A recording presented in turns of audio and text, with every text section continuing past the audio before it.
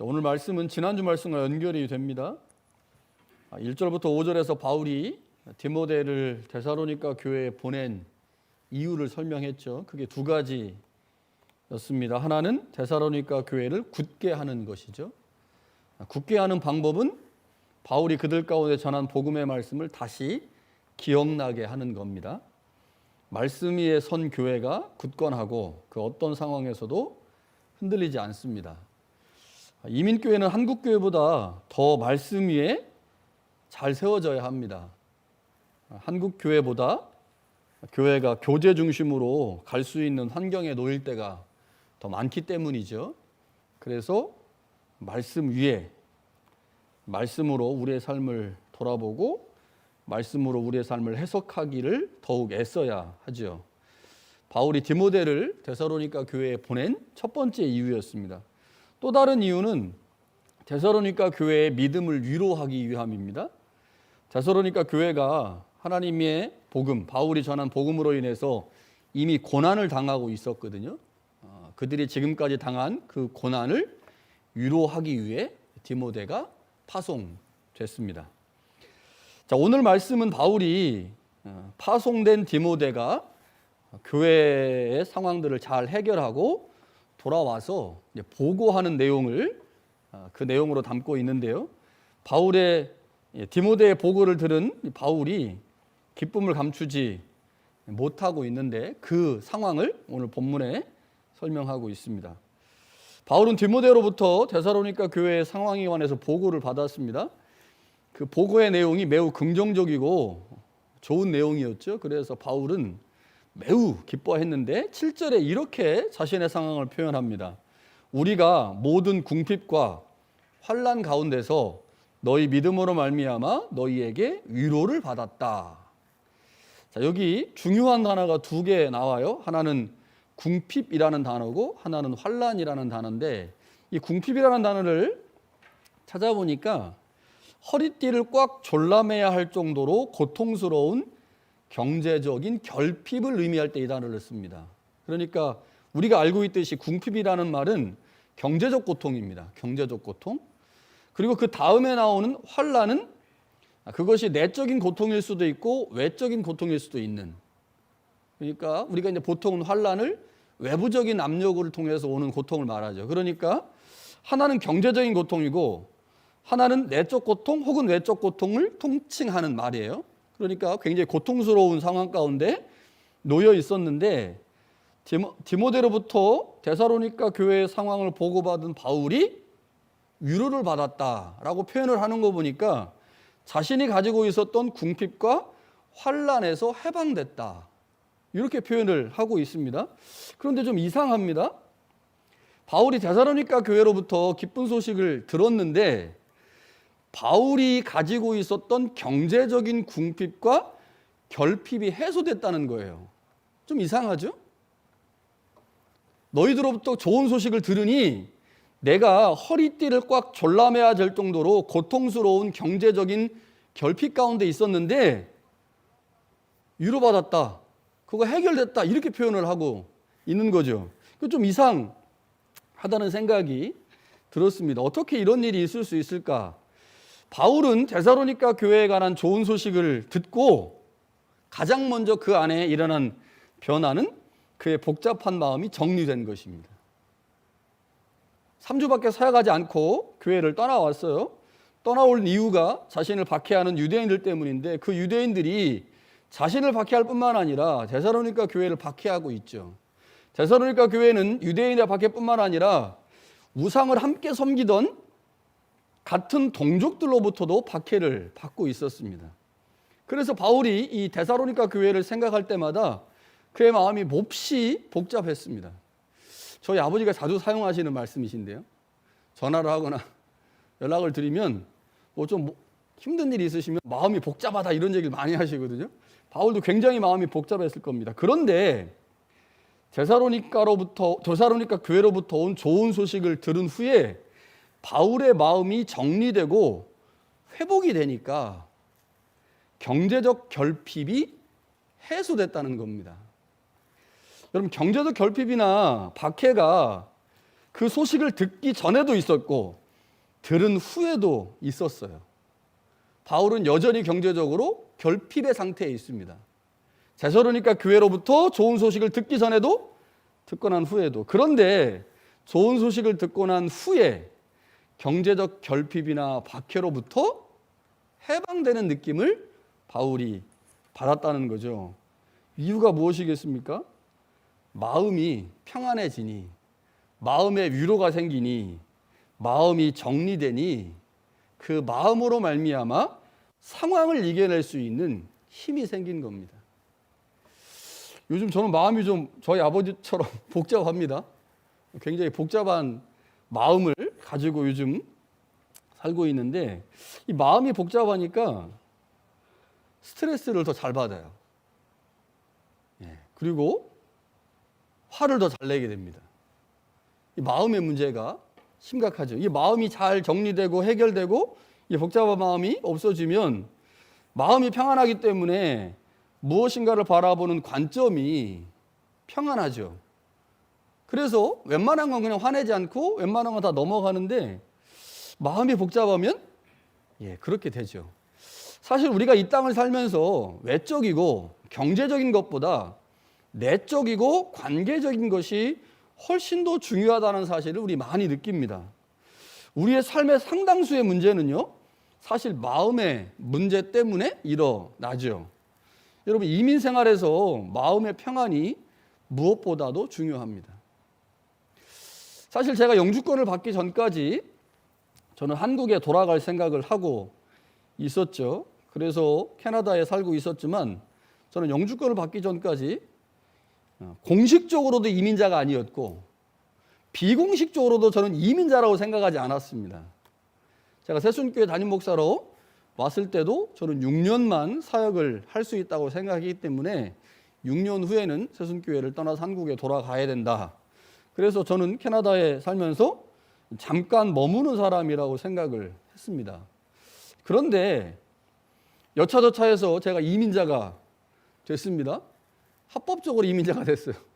합법적으로 이민자가 되고 난 후에 지금 우리에게 가장 중요한 것이 무엇일까를 깊이 고민하기 시작했습니다. 이민교회에서 가장 중요한 게 뭘까? 다시 말하면 이민교회 안에서 하나님이 우리 가운데 주신 복음이 우리의 어떤 영역에서 가장 중요한 역할을 해야 할까를 고민했습니다. 그때 제가 생각한 것이 마음이었습니다. 마음. 하나님의 복음이 우리의 마음 가운데 일해야 한다. 자, 대부분의 이민자들은 경제적인 부분에서 큰 어려움이 없습니다. 사실 먹고 살 만큼의 재산들이 대부분의 이민자들한테 있어요. 다 그런 건 아닙니다. 그 중에 일부는 경제적으로 어려움 가운데 있지만 대부분의 이민자들이 한국에서 상당량의 재정을 가지고 오기도 하고 또 여기서 비즈니스를 하면서 먹고 살 만큼의 재산을 충분히 모았습니다. 그런데 이민 1세들은 많은 것을 포기하며 살죠. 경제적으로는 조금 더 나은데 사실 굉장히 많은 것들을 포기하고 이 땅을 살아갑니다. 더 익숙하고 편안한 삶을 포기하고 캐나다에 왔죠. 요즘 역이민 많습니다. 역이민. 다시 한국으로 돌아가는 사람들이 많아요. 사실 우리는 더 나은 삶을 생각하고 캐나다에 왔는데 와서 보니까 경제적인 것을 제외하고 대부분의 것들이 너무 힘들어요. 답답하고 어렵습니다. 사람들과의 관계 문제. 한국에서 우리가 이렇게 관계를 잘 못했었나라는 생각이 들 정도예요. 여기 너무 제한된 사람들하고 제한된 것만 가지고 이제 관계를 맺다 보니까 관계에 미숙한 사람들이 굉장히 많다는 것을 발견하게 되죠. 어떤 사람은요, 좋은 소리를 못 들어요. 어떤 사람에 대해서. 이 사람 A라는 사람에 대해서 다 나쁜 얘기만 하는 사람이 있어요. 근데 본인은 몰라. 그거를. 관계에 문제가 있는 사람들이 상당히 많아요. 언어 문제 어떻습니까? 답답하죠. 누군가 좀 답답하게 해도 따지지도 못해요. 영어가 안 돼서. 제가 얼마 전에 저희 집에 하수구가 막혀가지고 한 명 원래 불렀습니다. 근데 그 사람이 와가지고 900불을 달라고 그랬어요. 그래서 900불을 줬어요. 왜 900불이냐니까 뭐 이렇게 해서 이래 900불이래. 2주 있다가 다시 막혔어요. 그 전화했더니 같은 이슈인 경우에는 두 번째 왔을 때는 돈을 받지 않는다 이렇게 얘기를 하더라고요. 그래서 돈을 안 받을 줄 알았더니 250불을 또 내래. 그래서 제가 그 사람한테 나 돈 못 준다고 그랬어요. 아니 같은 이슈고 같은 문제인데 왜 돈을 달라고 하냐. 분명히 니네 직원이 오피스에 있는 사람이 그렇게 했는데 왜 돈 달라고 하느냐. 근데 그 사람이 전화를 가지고 오피스 사람을 바꿔주는 거예요. 오피스 사람이 막 설명하는 거예요. 이래서 너 돈 내야 된다고. 화가 나더라고요. 그래서 돈 못 낸다고 그랬어요. 그 사람한테. 그랬더니 그 직원이 당신이 돈을 안 주면 내가 갈 수가 없고 그럼 나 다른 데 가서도 일해야 되는데 일 못한다. 빨리 돈을 좀 달라. 막 사정을 하더라고요. 화가 났지만 뭐 어쩔 수 없는 상황에 돈을 줬어요. 답답하더라고요. 이게 좀 디테일하게 따져야 되는데 디테일하게 따질 수가 없는 거예요. 뭐 잘 몰라서도 그 메인 이제 이 통이 문제가 있는데 그걸 몰라서도 그랬는데 이 언어 문제 우리가 살면서 너무너무 힘든 문제입니다. 자녀들과의 소통 문제. 자녀들이 여기서 태어난 경우에 애들이 영어 쓰기 시작하면 부모하고 소통이 안 돼요. 깊은 얘기를 할 수가 없죠. 상당히 큰 고통 가운데 삽니다. 사회 참여 문제. 이제 나이가 먹고 저도 이제 한 50 정도 되니까요. 이 사회에 참여하고 싶은 생각이 너무 많아요. 정치적으로도 그렇고 뭐 사회적으로도 그렇고 여러 가지 이 사회에 구성원이 돼서 뭐 참여하고 싶은데 이게 잘 안 되죠. 여러 가지 문제들을 갖고 살아갑니다. 이렇게 여러 가지 문제들 가운데 노출되다 보니까 가장 우리 안에 공격받는 부분이 있습니다. 마음이에요, 마음. 마음이 상당히 많이 공격을 받아요. 예를 들면 생각이 매우 편협해집니다. 이민자들요, 굉장히 생각이 편협해요. 예민합니다. 신경질적인 경향을 보이기도 하고요. 스트레스를 많이 받고 살죠. 마음에 불안도 생기고 답답함도 생기죠. 그러면서 마음의 평안이 사라집니다. 복음이 우리 안에서 가장 강력하게 일해야 될 부분이 어디일까를 고민해 보니 마음입니다. 마음. 바울이 데살로니가 교회를 떠나온 이후에 그의 마음이 불편했어요. 너무너무 힘들었어요. 그러니 그 다음 사역지에 가서 사역할 때 얼마나 부담이 됐겠습니까? 얼마나 힘들었겠어요. 베레아 가서 아덴 가서 사역할 때 분명히 힘들었을 거예요.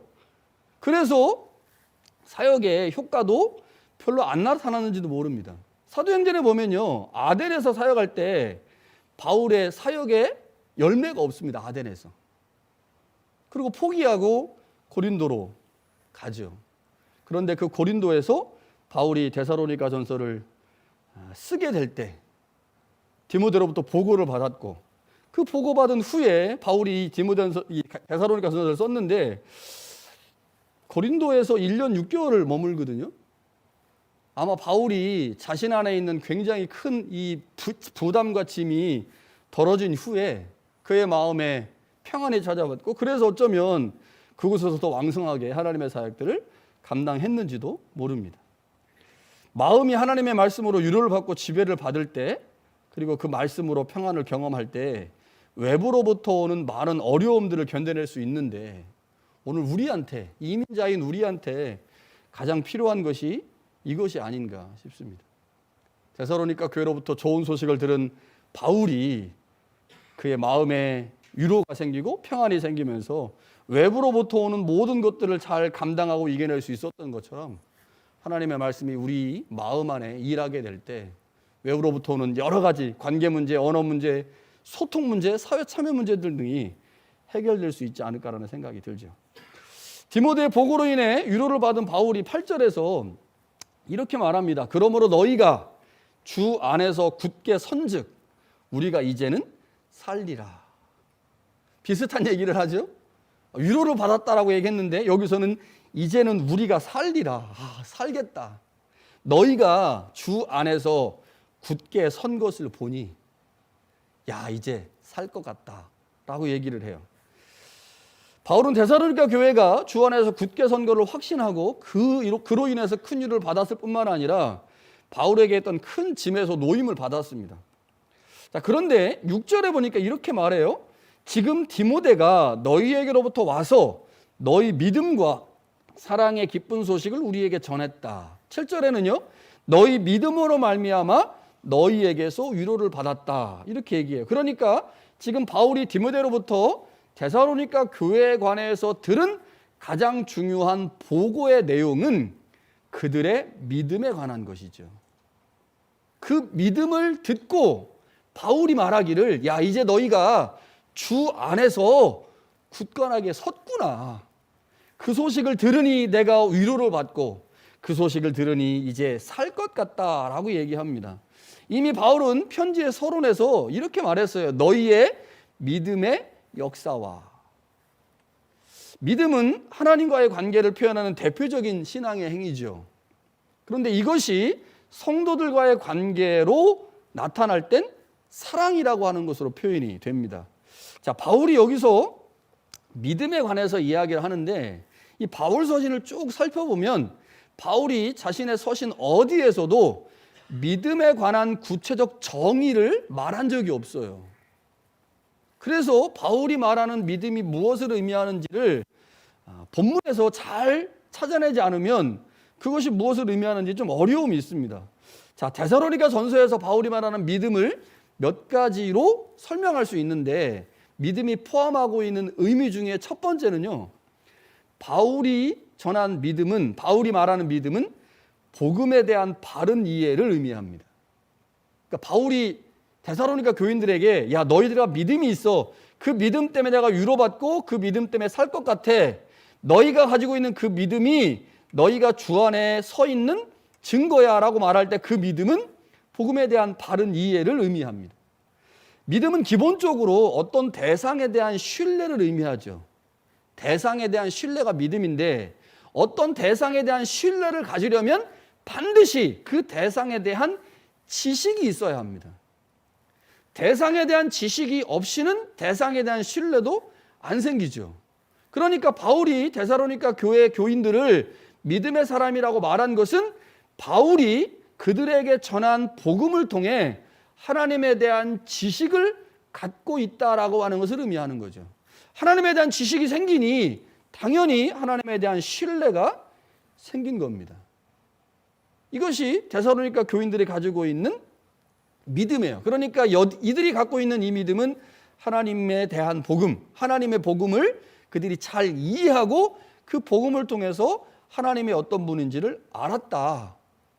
그래서 우상도 떠난 거예요. 우상도 떠나고 하나님만 섬기기로 한 거죠.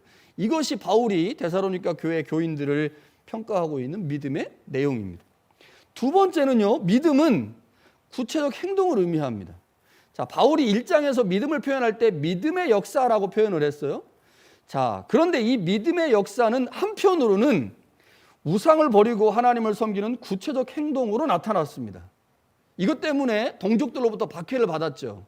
고난을 받았어요. 그러니까 내가 하나님에 대한 정확한 지식과 이해가 생기니까 그 하나님을 섬길 수밖에 없게 됐고 하나님에 대한 지식은 반대급부로 우상이 헛것이라는 사실을 알게 된 거죠. 그래서 우상을 떠났어요. 하나님을 섬기는 구체적 행동이 우상을 버리는 것으로 나오게 된 거죠. 그런데 또 다른 한편으로는요, 하나님을 믿는 다른 사람에 대한 사랑의 행위가 바로 믿음입니다. 그러니까 믿음의 구체적 행동은 사랑인데, 자, 우리가 하나님을 믿을 때 나타나는 중요한 특징 중에 하나가 있습니다. 그게 뭐냐면 내가 하나님을 믿음으로 그 믿음이 하나님을 믿는 다른 사람과 연결시키고 있다는 점을 알게 되는 겁니다.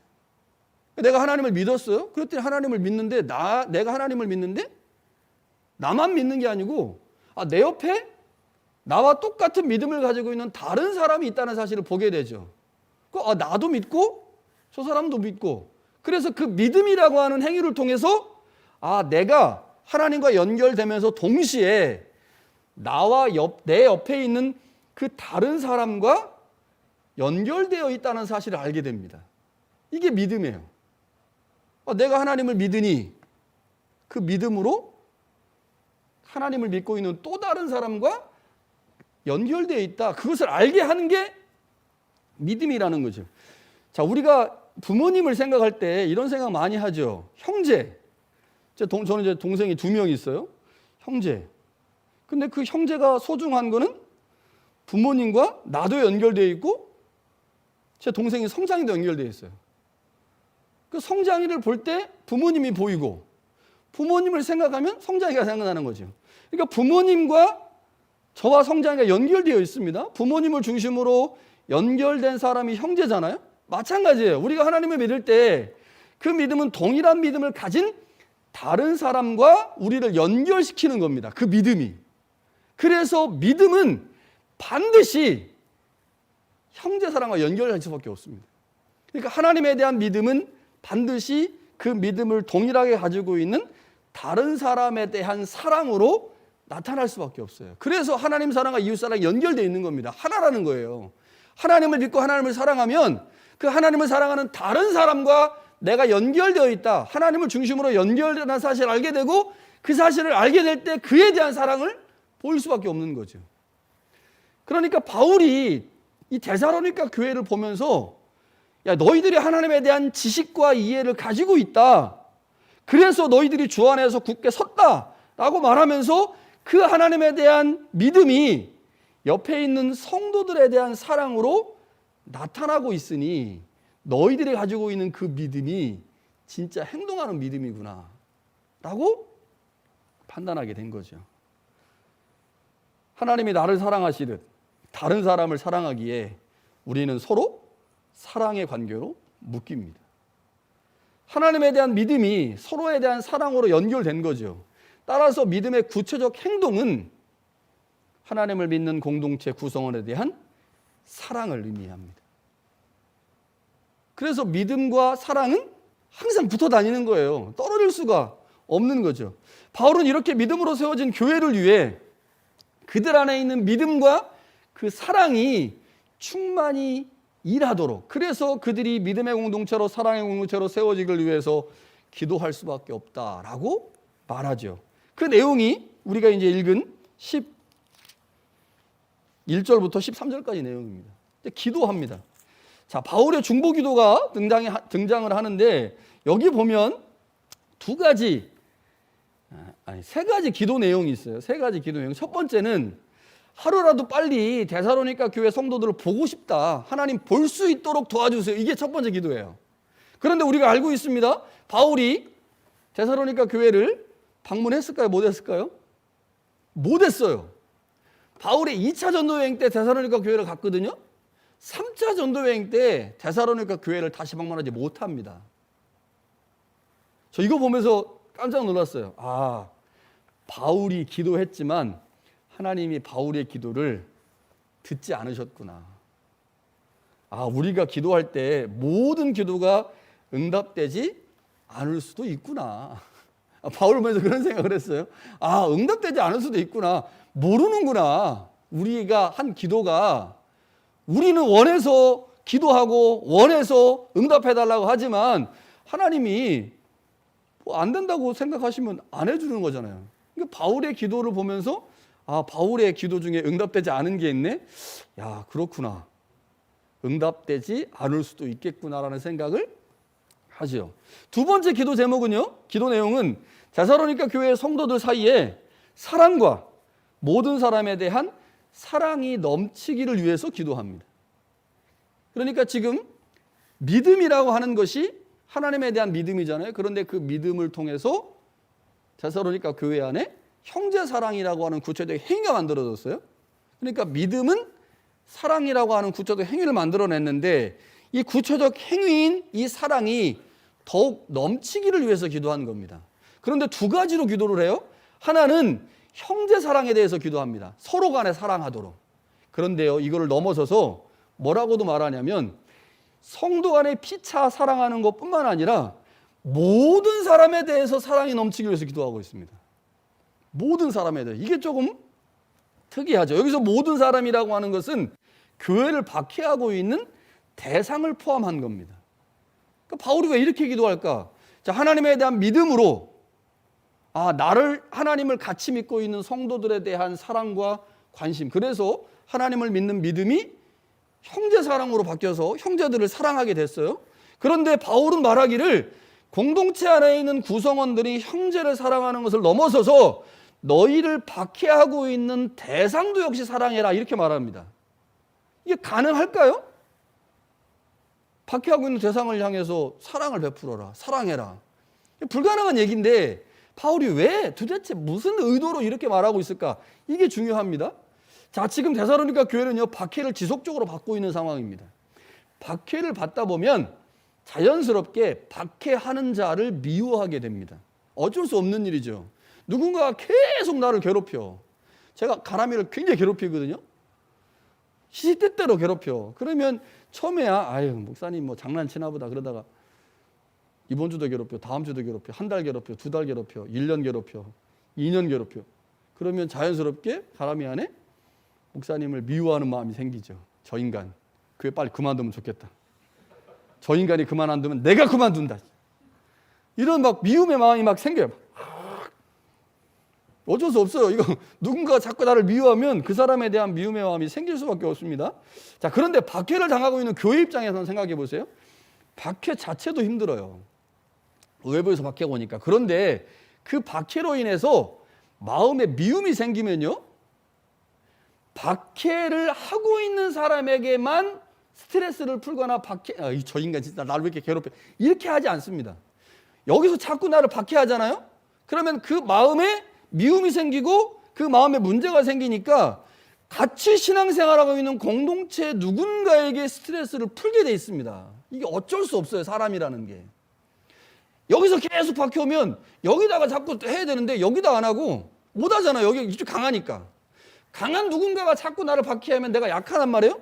그러니까 내 마음에 문제가 생기면 나보다 더 약한 사람이나 나와 함께 신앙생활하고 있는 누군가에게 스트레스를 풀거나 뭐 틱틱거리거나 문제가 만들어진다는 거죠.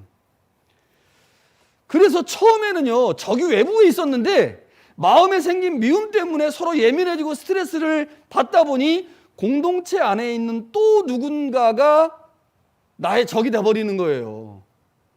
서로. 바울이 이 점을 생각하고 있었습니다.